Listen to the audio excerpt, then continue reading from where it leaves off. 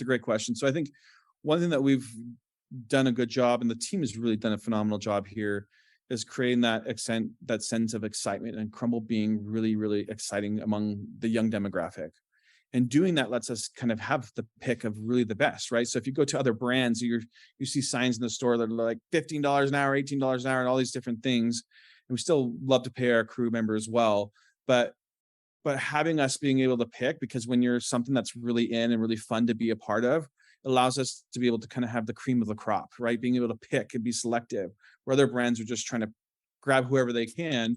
Although hiring is a challenge still for everyone, I feel like it's a lot less for us, and we have the opportunity to really select the great Crumbl crew that they are. So we look for all of those kinds of things. We look for, those people that are going to be hard workers. We look for people that are going to have their personality can shine through when they're having that customer experience come in.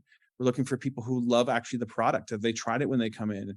And so it really helps us continue the culture of really making sure those crew members love the brand and really love the product that they're serving.